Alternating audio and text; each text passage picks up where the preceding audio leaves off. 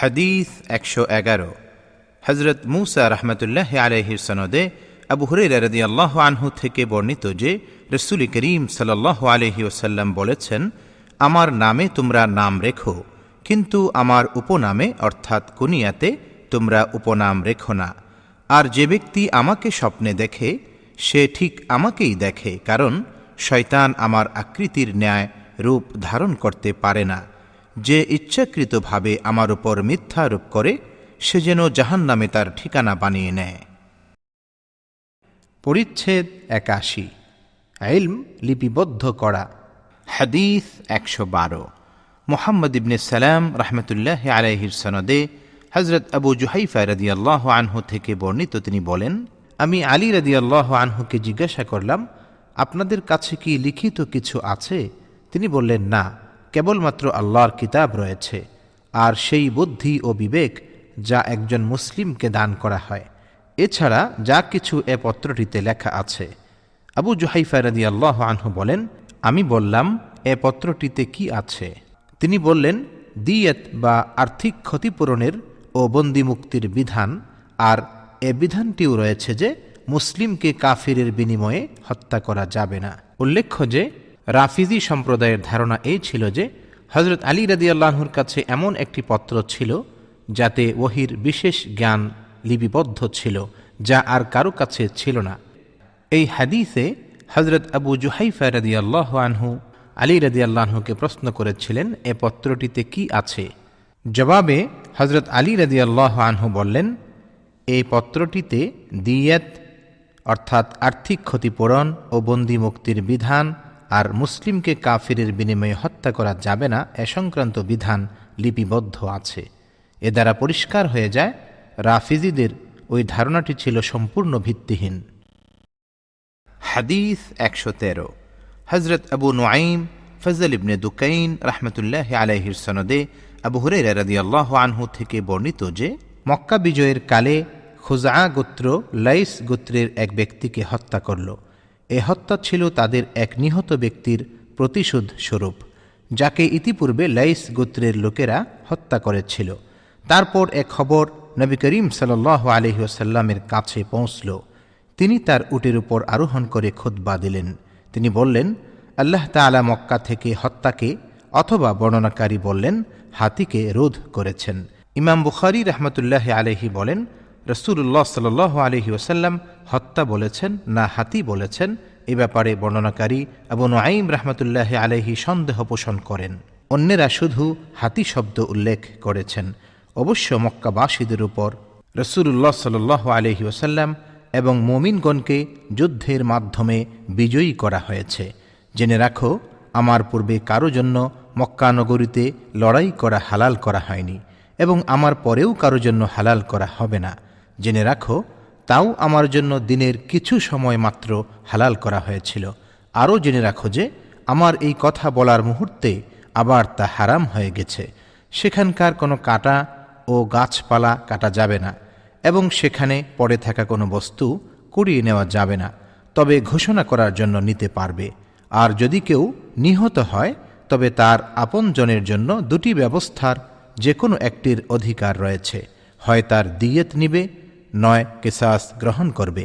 এরপর ইয়ামানবাসী এক ব্যক্তি এসে বলল, ইয়া রাসূলুল্লাহ, এ কথাগুলো আমাকে লিখে দিন। তিনি সাহাবীদেরকে বললেন, তোমরা তাকে অর্থাৎ আবু শাহকে লিখে দাও। তারপর একজন কুরাইশি অর্থাৎ আব্বাস রাদিয়াল্লাহু আনহু বললেন, ইয়া রাসূলুল্লাহ, গাছপালা কাটার নিষেধাজ্ঞা হতে ইজখির বাদ রাখুন, কারণ তা আমরা আমাদের ঘরে ও কবরে ব্যবহার করি। নবী করিম সাল্লাল্লাহু আলাইহি ওয়াসাল্লাম তখন বললেন, ইজখির ছাড়া, ইজখির ছাড়া। উল্লেখ্য যে ইজখির হল শনজাতীয় এক প্রকার ঘাস। হাদিস ১১৪। হযরত আলী ইবনে আবদুল্লাহ রাহমাতুল্লাহি আলাইহির সনদে আবু হুরায়রা রাদিয়াল্লাহু আনহু থেকে বর্ণিত, তিনি বলেন, নবী করিম সাল্লাল্লাহু আলাইহি ওয়াসাল্লামের সাহাবীগণের মধ্যে আবদুল্লাহ ইবনে আমর রাদিয়াল্লাহু আনহু ব্যতীত আর কারো কাছে আমার চাইতে বেশি হাদিস নেই, কারণ তিনি লিখে রাখতেন আর আমি লিখতাম না। মা'মার রাহমাতুল্লাহি আলাইহি হাম্মাম রাহমাতুল্লাহি আলাইহির সূত্রে আবু হুরায়রা রাদিয়াল্লাহু আনহু থেকে অনুরূপ বর্ণনা করেছেন। হাদিস ১১৫। হজরত ইয়াহিয়া ইবনে সুলাইমান রহমতুল্লাহ আলাইহির সনদে ইবনে আব্বাস রাদিয়াল্লাহু আনহুমা থেকে বর্ণিত, তিনি বলেন, রসুল করিম সাল্লাল্লাহু আলাইহি ওয়াসাল্লামের রোগ যখন বেড়ে গেল তখন তিনি বললেন, আমার কাছে কাগজ কলম নিয়ে এসো, আমি তোমাদের এমন কিছু লিখে দেব যাতে পরবর্তীতে তোমরা আর ভ্রান্ত না হও। ওমর রাদিয়াল্লাহু আনহু বললেন, রসুল করিম সাল্লাল্লাহু আলাইহি ওয়াসাল্লামের রোগ যন্ত্রণা প্রবল হয়ে গেছে, এমত অবস্থায় কিছু লিখতে বা বলতে গেলে তার কষ্ট হবে, আর আমাদের কাছে তো আল্লাহর কিতাব রয়েছে যা আমাদের জন্য যথেষ্ট। এতে সাহাবিগণের মধ্যে মতবিরোধ দেখা দিল এবং শোরগোল বেড়ে গেল। তখন রাসূলুল্লাহ সাল্লাল্লাহু আলাইহি ওয়াসাল্লাম বললেন, তোমরা আমার কাছ থেকে উঠে যাও, আমার কাছে ঝগড়া বিবাদ করা উচিত নয়। এ পর্যন্ত বর্ণনা করে ইবনে আব্বাস রাদিয়াল্লাহু আনহুমা যেখানে বসে হাদিস বর্ণনা করছিলেন সেখান থেকে একথা বলতে বলতে বেরিয়ে এলেন যে, হায় বিপদ, সাংঘাতিক বিপদ! রাসূলুল্লাহ সাল্লাল্লাহু আলাইহি ওয়াসাল্লাম এবং তার লেখনির মধ্যে যা বাঁধ সেধেছে। পরিচ্ছেদ ৮২। রাতে ইলম শিক্ষাদান এবং ওয়াজ নসিহত করা। হাদিস ১১৬। হজরত সাদাকা, আমর ও ইয়াহিয়া ইবনে সাঈদ রাহিমাহুমুল্লাহ এর সনদে উম্মে সালামা রাদিয়াল্লাহু আনহা থেকে বর্ণিত, তিনি বলেন, এক রাতে নবী করিম সাল্লাল্লাহু আলাইহি ওয়াসাল্লাম ঘুম থেকে জেগে বলেন, সুবহানাল্লাহ, এ রাতে কতই না বিপদ আপদ নেমে আসছে এবং কতই না ভাণ্ডার খুলে দেওয়া হচ্ছে। অন্য সব ঘরের মহিলাগণকেও জানিয়ে দাও, বহু মহিলা যারা দুনিয়ায় বস্ত্র পরিহিতা তারা আখিরাতে হবে বস্ত্রহীনা। উল্লেখ্য যে হাদিস বিশারদগণের একটি অভিমত এই যে, দুনিয়াতে যেসব নারী অধিক পাতলা কাপড় পরিধান করেন অথবা এমনভাবে কাপড় পরিধান করেন যাতে শরীরের বিভিন্ন অঙ্গ প্রত্যঙ্গ প্রকাশ পেয়ে যায়, তাদেরকে আখিরাতে বস্ত্রহীনা অবস্থায় রেখে শাস্তি দেওয়া হবে। পরিচ্ছেদ ৮৩। রাতে ইলমের আলোচনা করা। হাদিস ১১৭। হজরত সাঈদ ইবনে উফাইর রহমতুল্লাহ আলাইহির সনদে আবদুল্লাহ ইবনে ওমর রাদিয়াল্লাহু আনহুমা থেকে বর্ণিত, তিনি বলেন, নবী করিম সাল্লাল্লাহু আলাইহি ওয়াসাল্লাম তাঁর জীবনের শেষের দিকে আমাদের নিয়ে ইশার সালাত আদায় করলেন। সালাম ফিরাবার পর তিনি দাঁড়িয়ে বললেন, তোমরা কি এ রাতের সম্পর্কে জানো? বর্তমানে যারা পৃথিবীতে রয়েছে ১০০ বছরের মাথায় তাদের কেউ আর বাকি থাকবে না। হাদিস ১১৮। হজরত আদম রহমতুল্লাহ আলাইহির সনদে ইবনে আব্বাস রাদিয়াল্লাহু আনহুমা থেকে বর্ণিত, তিনি বলেন, আমি আমার খালা নবী করিম সাল্লাল্লাহু আলাইহি ওয়াসাল্লামের সহধর্মিনী মাইমুনা বিনতে হারিস রাদিয়াল্লাহু আনহার ঘরে এক রাত্রি যাপন করছিলাম। রসুল করিম সাল্লাল্লাহু আলাইহি ওয়াসাল্লাম তার পালার রাতে সেখানে ছিলেন। নবী করিম সাল্লাল্লাহু আলাইহি ওয়াসাল্লাম ইশার সালাত আদায় করে তার ঘরে চলে আসলেন এবং ৪ রাকাত সালাত আদায় করে শুয়ে পড়লেন। কিছুক্ষণ পর উঠে বললেন, বালকটি কি ঘুমিয়ে গেছে, বা এ ধরনের কোনো কথা বললেন। তারপর সালাতে দাঁড়িয়ে গেলেন। আমিও তার বাঁ দিকে গিয়ে দাঁড়িয়ে গেলাম। তিনি আমাকে তার ডান দিকে এনে দাঁড় করালেন। তারপর তিনি ৫ রাকাত সালাত আদায় করলেন, পরে আরও ২ রাকাত আদায় করলেন, এরপর শুয়ে পড়লেন। এমনকি আমি তার নাক ডাকার শব্দ শুনতে পেলাম। এরপর উঠে তিনি ফজরের সালাতের জন্য বের হলেন। পরিচ্ছেদ ৮৪। ইলম মুখস্থ করা। হাদিস ১১৯। হজরত আব্দুল আজিজ ইবনে আবদুল্লাহ রহমতুল্লাহ আলাইহির সনদে আবু হুরাইরা রাদিয়াল্লাহু আনহু থেকে বর্ণিত, তিনি বলেন, লোকে বলে আবু হুরাইরা বড় বেশি হাদিস বর্ণনা করে। জেনে রাখো, কিতাবে ২টি আয়াত যদি না থাকত তবে আমি একটি হাদিসও বর্ণনা করতাম না। এরপর তিনি তিলাওয়াত করলেন, ইন্নাল্লাযীনা ইয়াকতুমুনা মা আনজালনা মিনাল বাইয়িনাতি ওয়াল হুদা মিন বা'দি মা বায়্যানাহু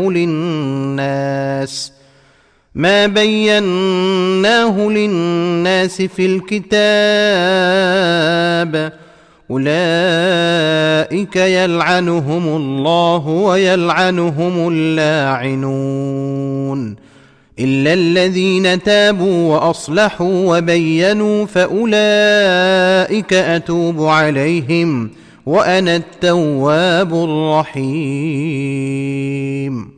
অর্থাৎ, আমি যেসব স্পষ্ট নিদর্শন ও পথনির্দেশ অবতীর্ণ করেছি মানুষের জন্য কিতাবে, তা স্পষ্টভাবে ব্যক্ত করার পরও যারা তা গোপন রাখে, আল্লাহ তাদেরকে লানত দেন এবং অভিশাপকারীগণও তাদেরকে অভিশাপ দেয়।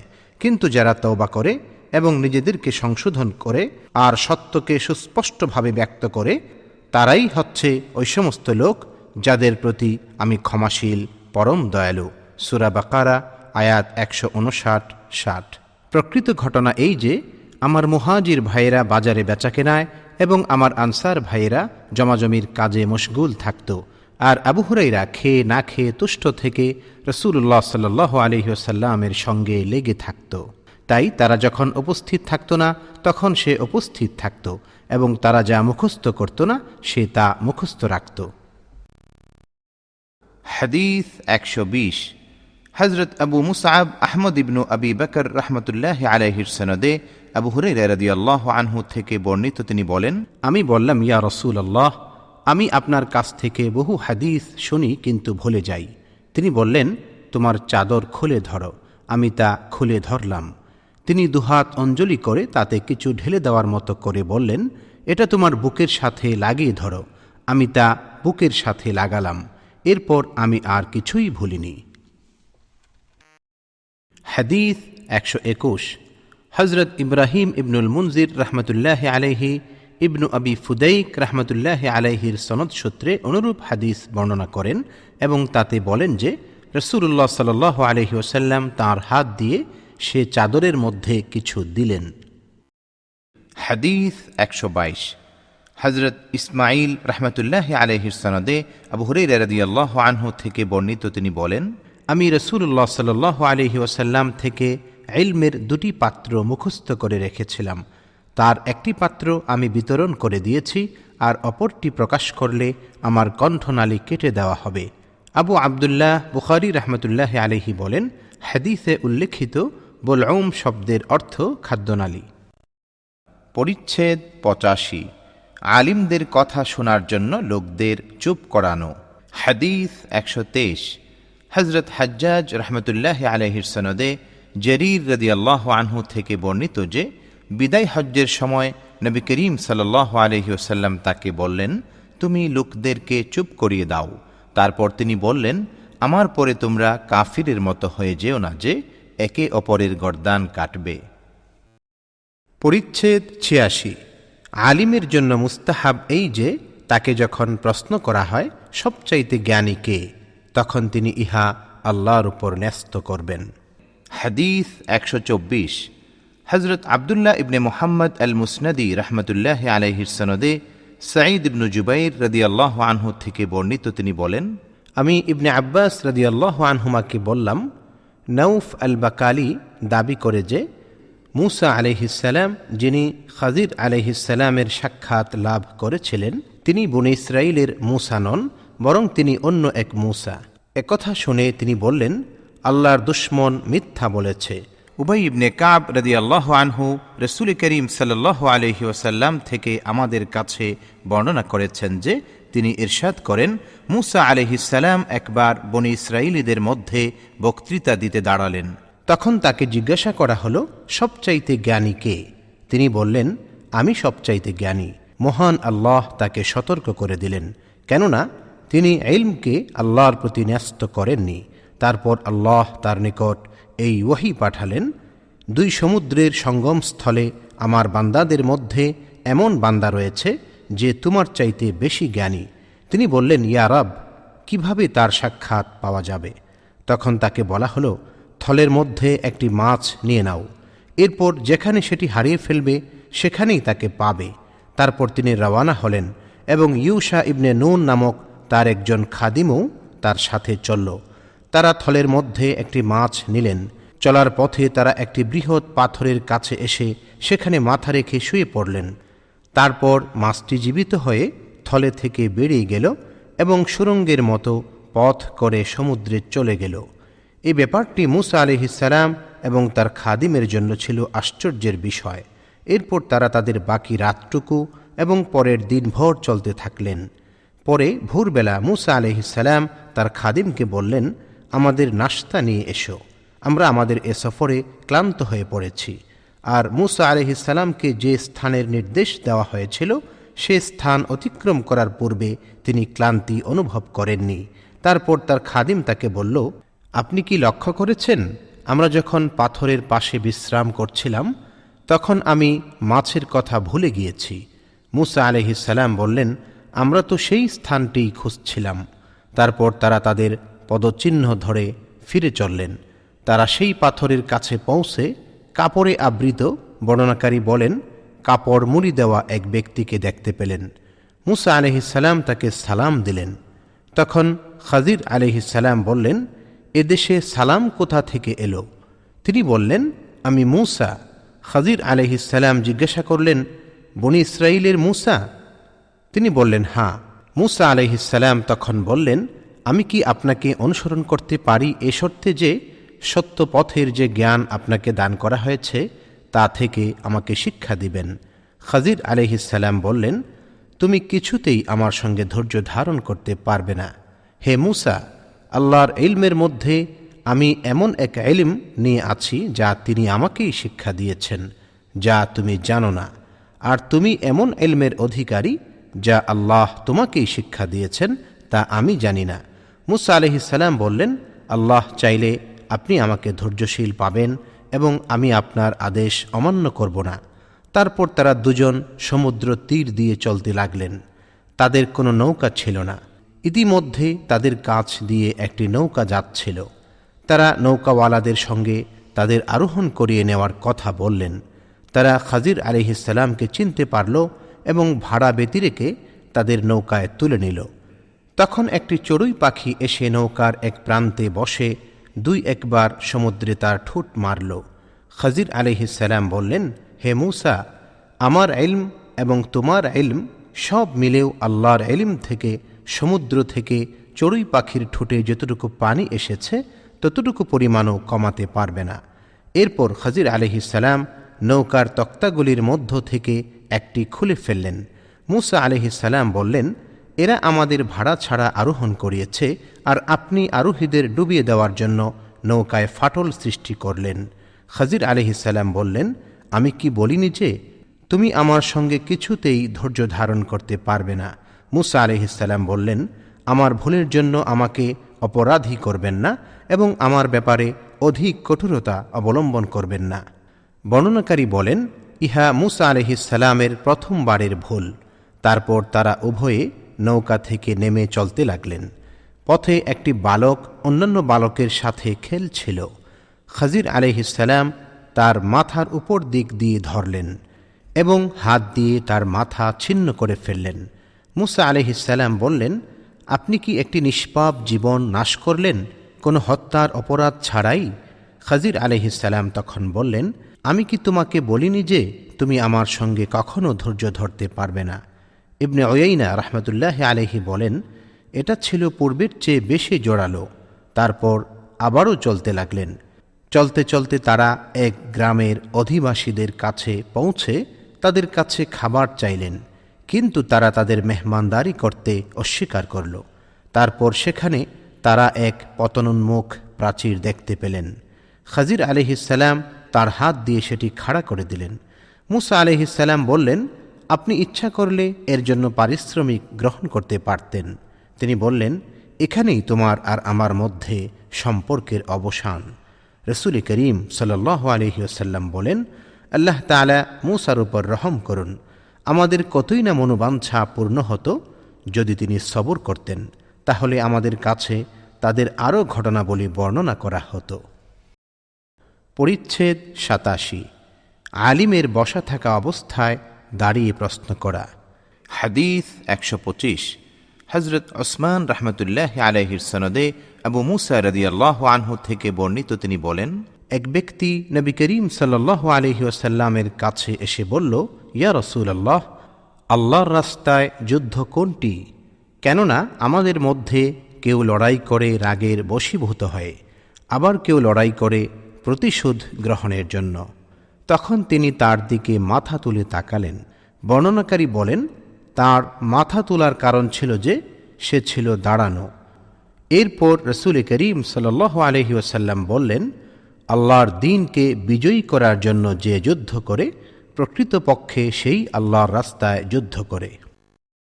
পরিচ্ছেদ ৮৮। কঙ্কর মারার সময় কোনো মাসআলা জিজ্ঞাসা করা। হাদিস ১২৬। হযরত আব্দুল্লাহ ইবনে আমর রাদিয়াল্লাহু আনহু থেকে বর্ণিত, তিনি বলেন, হাদিস ১২৬।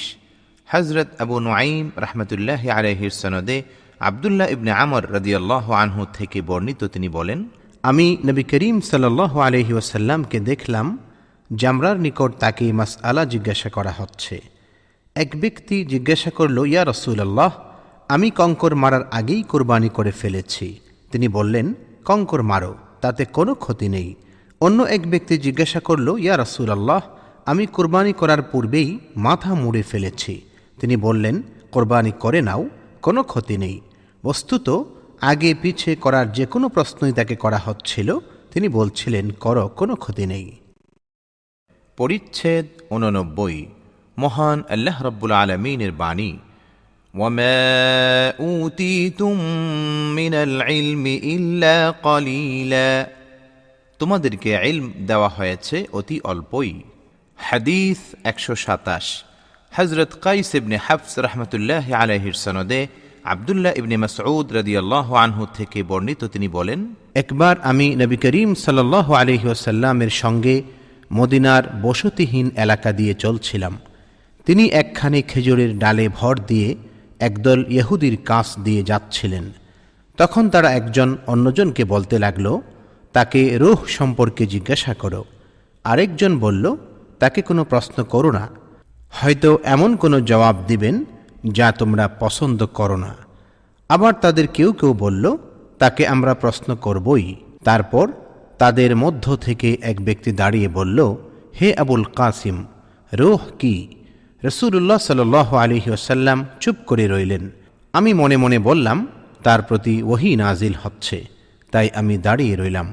তারপর যখন সে অবস্থা কেটে গেল, তখন তিনি বললেন, অর্থাৎ এই আয়াতখানি পড়লেন, ওয়ায়াসআলুনাকা আনির রূহ কুলির রূহু মিন আমরি রাব্বি ওয়ামা উতু মিনাল ইলমি ইল্লা কলিলা, তারা তোমাকে রূহ সম্পর্কে প্রশ্ন করে, বলো, রূহ আমার প্রতিপালকের আদেশ ঘটিত এবং তাদেরকে সামান্যই জ্ঞান দান করা হয়েছে। সূরা বনী ইসরাঈল আয়াত ৮৫। আমাশ রাহমাতুল্লাহি আলাইহি বলেন, এভাবেই আয়াতটিকে আমাদের কেরাতে উতীতুম এর স্থলে উতু পড়া হয়েছে। পরিচ্ছেদ ৯০।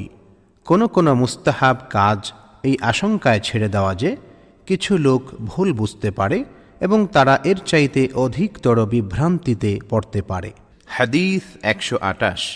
হযরত উবাইদুল্লাহ ইবনে মুসা রাহমাতুল্লাহি আলাইহির সনদে আসওয়াদ রাদিয়াল্লাহু আনহু থেকে বর্ণিত, তিনি বলেন, ইবনে জুবাইর রাদিয়াল্লাহু আনহু আমাকে বললেন, আয়েশা রাদিয়াল্লাহু আনহা তোমাকে অনেক গোপন কথা বলতেন, বলতো কাবা সম্পর্কে তোমাকে কি বলেছেন?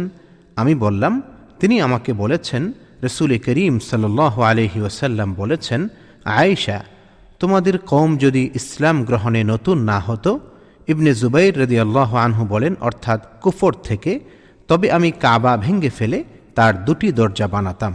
এক দরজা দিয়ে লোক প্রবেশ করত, আর এক দরজা দিয়ে বের হতো। পরবর্তীকালে ইবনে জুবাইর রাদিয়াল্লাহু আনহু মক্কার আধিপত্য পেলে তিনি এরূপ করেছিলেন। পরিচ্ছেদ ৯১। বুঝতে না পারার আশঙ্কায় ইলম শিক্ষা দেওয়ার ক্ষেত্রে কোনো এক কওম বাদ দিয়ে আরেক কওমকে বেছে নেওয়া। হযরত আলী রাদিয়াল্লাহু আনহু বলেন, মানুষের কাছে সেই ধরনের কথা বলো যা তারা বুঝতে পারে। তোমরা কি পছন্দ করো যে আল্লাহ ও তার রাসূলের প্রতি মিথ্যা আরোপ করা হোক? হাদিস ১২৯।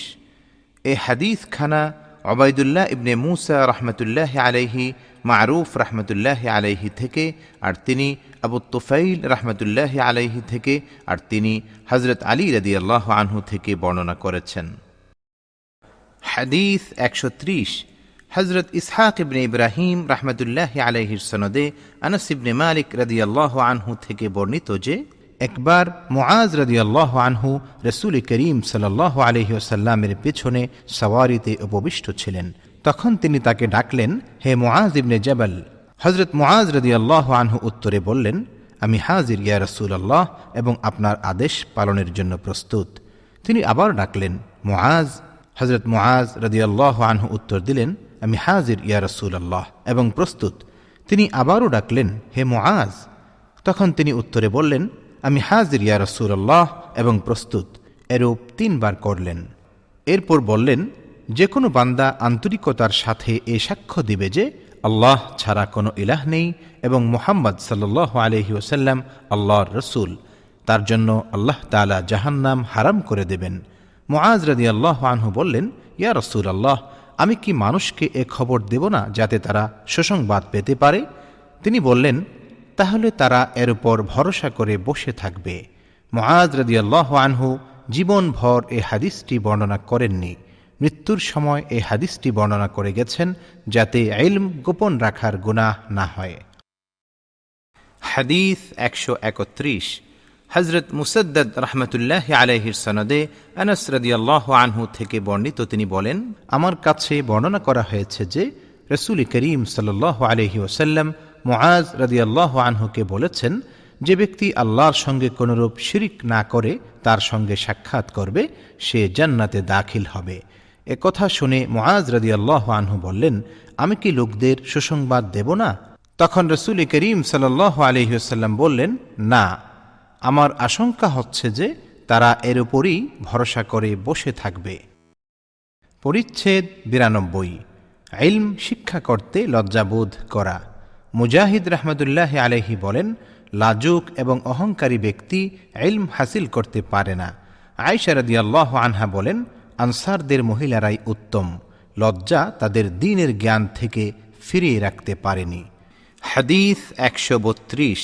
মুহাম্মদ ইবনে সালাম রাহমাতুল্লাহি আলাইহির সনদে উম্মে সালমা রাদিয়াল্লাহু আনহা থেকে বর্ণিত, তিনি বলেন, রাসূলুল্লাহ সাল্লাল্লাহু আলাইহি ওয়াসাল্লামের খেদমতে উম্মে সুলাইম রাদিয়াল্লাহু আনহা এসে বললেন, ইয়া রাসূলুল্লাহ, আল্লাহ হক কথা প্রকাশ করতে লজ্জাবোধ করেন না। স্ত্রীলোকের স্বপ্নদোষ হলে কি গোসল করতে হবে? রাসূল করিম সাল্লাল্লাহু আলাইহি ওয়াসাল্লাম বললেন, হ্যাঁ, যখন সে বীর্য দেখতে পাবে। তখন উম্মে সালমা রাদিয়াল্লাহু আনহা লজ্জায় তার মুখ ঢেকে নিয়ে বললেন, ইয়া রাসূলুল্লাহ, স্ত্রীলোকের স্বপ্নদোষ হয় কি? তিনি বললেন, হ্যাঁ, তোমার ডান হাতে মাটি পড়ুক, তা না হলে তার সন্তান তার আকৃতি পায় কিরূপে? এখানে তোমার ডান হাতে মাটি পড়ুক এই কথাটি কোনো বদদুয়া নয়, বরং বিস্ময় প্রকাশের জন্য আরবিতে এটি ব্যবহৃত হয়। হাদিস 133। হযরত ইসমাঈল রাহমাতুল্লাহি আলাইহির সনদে ইবনে ওমর রাদিয়াল্লাহু আনহুমা থেকে বর্ণিত যে রাসূলুল্লাহ সাল্লাল্লাহু আলাইহি ওয়াসাল্লাম বলেন, গাছের মধ্যে এমন এক গাছ আছে যার পাতা ঝরে পড়ে না, এবং তা হল মুসলিমের দৃষ্টান্ত। তোমরা আমাকে বলো তো সেটা কোন গাছ? তখন লোকজনের খেয়াল জঙ্গলের গাছপালার প্রতি গেল, আর আমার মনে হতে লাগলো যে তা হল খেজুর গাছ। আব্দুল্লাহ রাদিয়াল্লাহু আনহু বলেন, কিন্তু আমি লজ্জাবোধ করলাম। সাহাবায়ে কেরাম রাদিয়াল্লাহু আনহুম বললেন, ইয়া রাসূলুল্লাহ, আপনি আমাদের তা বলে দিন। তখন রাসূলুল্লাহ সাল্লাল্লাহু আলাইহি ওয়াসাল্লাম বললেন, তা হল খেজুর গাছ। আব্দুল্লাহ রাদিয়াল্লাহু আনহু বলেন, তারপর আমি আমার পিতাকে আমার মনে যা এসেছিল তা বললাম।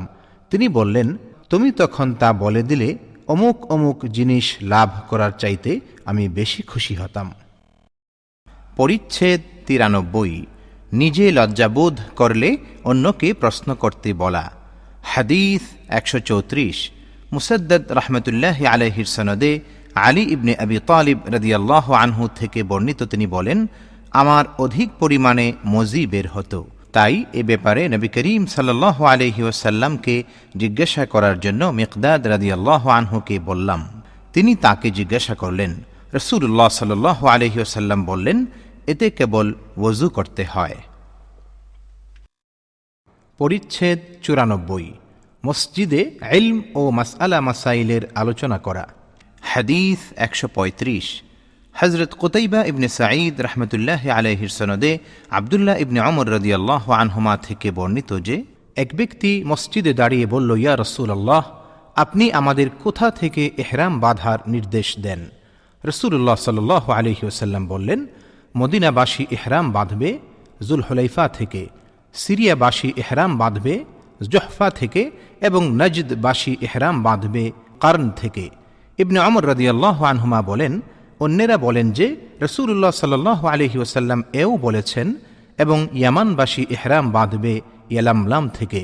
ইবনে ওমর রাদিয়াল্লাহু আনহুমা বলেছেন, এ কথাটি আমি রাসূলুল্লাহ সাল্লাল্লাহু আলাইহি ওয়াসাল্লাম থেকে বুঝে নিতে পারিনি।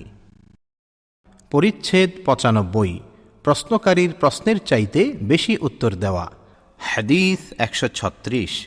হজরত আদম রহমতুল্লাহ আলাইহির সনদে ইবনে ওমর রাদিয়াল্লাহু আনহুমা রসুল করিম সাল্লাল্লাহু আলাইহি ওয়াসাল্লাম থেকে বর্ণনা করেন যে, এক ব্যক্তি তাকে জিজ্ঞাসা করল, মুহরিম কি কাপড় পরবে? রসুল করিম সাল্লাল্লাহু আলাইহি ওয়াসাল্লাম বললেন, জামা পরবে না, পাগড়ি পরবে না, পাজামা পরবে না, টুপি পরবে না এবং কুসুম বা জাফরান রঙে রঞ্জিত কোনো কাপড় পরবে না। জুতা না থাকলে চামড়ার মোজা পরতে পারে, তবে এমনভাবে কেটে ফেলতে হবে যাতে মোজা দুটি পায়ের গিরার নিচে থাকে। উল্লেখ্য যে মুহরিম বলতে যিনি হজ বা উমরার নিয়তে এহরাম বেঁধেছেন, সাধারণত তাকে সেলাইবিহীন কাপড় পরতে হয়।